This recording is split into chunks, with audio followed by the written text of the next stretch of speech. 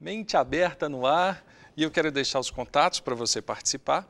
O nosso e-mail é @menteaberta, desculpa, estou aqui, é menteaberta@redesub.com.br. É o Twitter que é @pgmmenteaberta. Então participe, envie a sua sugestão, sua pergunta ou até um próximo tema que você queira. Uma pergunta, qualquer coisa que você, uma crítica, você é muito bem-vindo. O que eu quero é que você participe, saia daquele padrão de rotina, né? E participe conosco. E eu quero dar as boas-vindas ao pastor Washington. Obrigado, Washington, por você ter vindo. É uma honra para mim, uma alegria ter você aí nessa audiência. Mais uma vez um programa lindo. Que bom, né? Deus é bom, né? Boa, Deus é muito bom. O cenário fica, quando o cenário é bonito, o apresentador não precisa não. O apresentador é fantástico, glória a Deus. E a presença de quem está assistindo melhor ainda, né, pastor? É verdade. Um assunto tão difícil, embora a gente está aqui sorrindo, é um assunto difícil, é um assunto atual, é um problema contemporâneo na igreja. Você disse algumas pessoas estão sofrendo deste mal na igreja. São muitas. São muitas, infelizmente. Inclusive líderes também, sabe? Líderes também. E será que o problema da pornografia seria apenas na ótica da mídia? Na ótica da indústria, embora a indústria realmente, a indústria da mídia é quem investe muito e quem propaga muito a pornografia. E se a gente olhar para trás, a pornografia hoje está muito mais agressiva do que quando nós éramos crianças. Mas a pornografia sempre existiu, desde lá de trás. Sodoma e Gomorra é um exemplo de que foi destruído por desejo, vamos falar assim, imoralidade e muitas coisas talvez pornográficas, correto? Correto. Naquela época não tinha computador, não tinha televisão. É verdade. Os olhares, a gente vê Davi passeando pelo palácio, de repente ele olha uma cena que seria um ato libidinoso, uma sensualidade, Batseba se banhando e ele então tem um estado mental de permissividade para aquela cena. Continua olhando e quantos problemas ele colheu por causa então nós disso. precisamos quebrar um mito. Sim. A pornografia não está ligada só a filmes pornográficos. Não. Ela está muito além disso. Muito além. O que é a pornografia? Será que a gente pode trazer um conceito? Se a gente pegar a língua portuguesa, os dicionários, nós encontraríamos todo o conteúdo ou qualquer coisa com sensualidade, com erotização, que leve ao ato ou ao interesse do ato sexual. Então, uma nudez, uma fala, um texto, não só necessariamente um filme, mas as mulheres, como são trabalhadas Tem um livro aí agora, vou citar o livro, chama 50 Tons de Cinza. Terrível. O que me disseram é que é um livro extremamente erótico. Sim. E eu tenho visto algumas pessoas falar, melhor livro, meu livro de cabeceira. Eu não li. Não sei, eu vi nas prateleiras e vi que está entre os mais vendidos. Sim. É um livro, isso é um tipo de pornografia. Sim, claro, porque ele trabalha a imaginação da mulher. A mulher, o problema ligado à sensualidade e todas as práticas de perversão que pode vir depois dela, as permissões que podem vir após ela, estão ligadas à sua mente, o estado mental. O homem também, mas menos do que a mulher. Então o texto, a decodificação, a compreensão e o ouvir também, isto trabalha a erotização, o libido da mulher e a leva então a viver no mundo de fantasias, a criar fetiches, a desejar viver as parafilias, o comportamento sexual não aceito comumente, como fetichismo, voyeurismo, são consideradas as doenças ou os distúrbios comportamentais na área sexual. Então, por exemplo, esses distúrbios têm alguma origem? As permissões da mente, porque temos uma linha, vamos dizer, uma linha vermelha. A linha vermelha é até onde? Para nós cristãos, o sexo dentro do casamento. Sim. Então, quando eu avanço essa linha, quando eu relaciono sexualmente antes do casamento, acesso uma pornografia, eu já sei que aquilo é errado. Sempre é feito às escondidas. Olhar um buraco da fechadura quando criança e assim por diante. Avançando essa linha, não tem mais limites. O limite são as possibilidades que cada um permite. Então, essas possibilidades podem sair de um ato de visualizar uma pornografia a um ato de sexo, a uma relação sexual com animais, infelizmente, a exibicionismo, pessoas que se exibem para qualquer um, o sadomasoquismo, o voyeurismo, que é viver aquela sensualidade de nudez. Essa exibição, velada. vamos pegar assim, no nosso contexto de igreja, porque talvez muitos líderes tenham enfrentado isso consigo mesmo ou enfrentado a dificuldade em lidar com isso e ajudar pessoas. A gente percebe que nas igrejas hoje, o tipo de roupa hoje mudou muito, né, pastor Washington?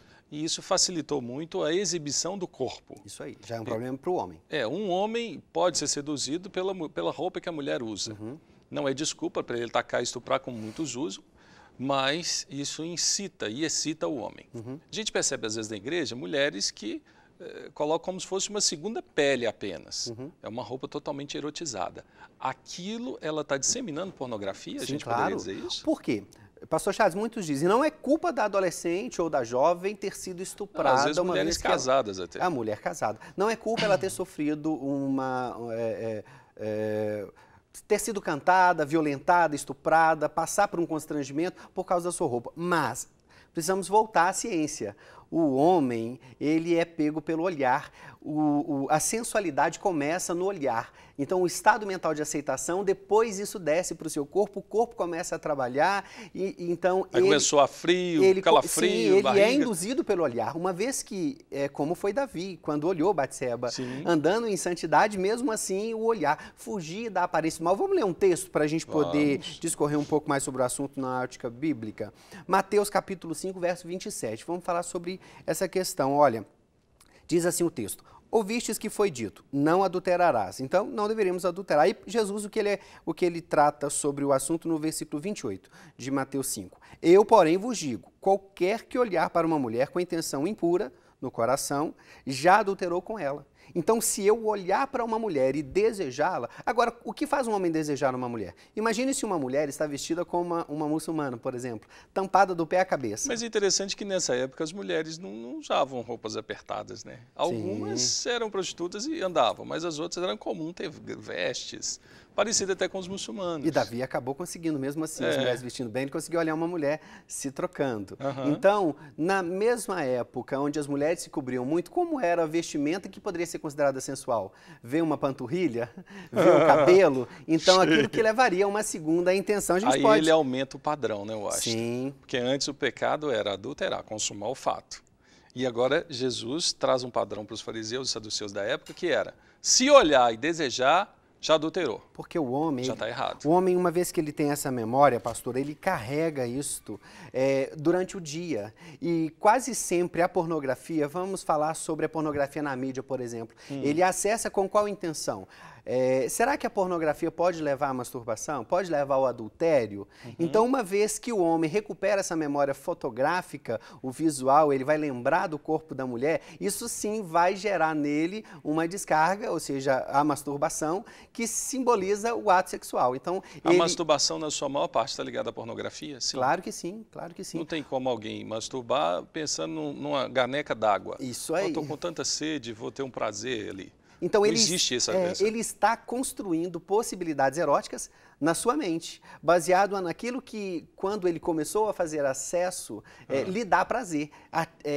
Trabalha o seu estado mental para que o seu corpo comece, então, a produzir injeção de sangue. E a cada vez ele precisa mais de alimentar isso? Um ciclo vicioso. Como eu disse, a linha vermelha. Então é um vício. É um vício. Ele se torna um vício. Por quê?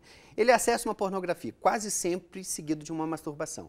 Há uma descarga intensa no cérebro como droga, por exemplo, como efeito de uma droga. Há um êxtase pelo perigo, pela excitação. Então ele vem com a possibilidade, o errado, a permissão que ele dá para o errado, passa a linha vermelha, ele se acelera, o batimento cardíaco acelera, ele aceita a possibilidade, entra no ato e depois aquela descarga. E a masturbação, ou a ejaculação, o ato sexual, ele dá um relaxamento logo depois. Então isso vai cada vez mais, e como a intensidade é semelhante à droga, ele quer cada vez mais, começa-se então a permitir outras possibilidades.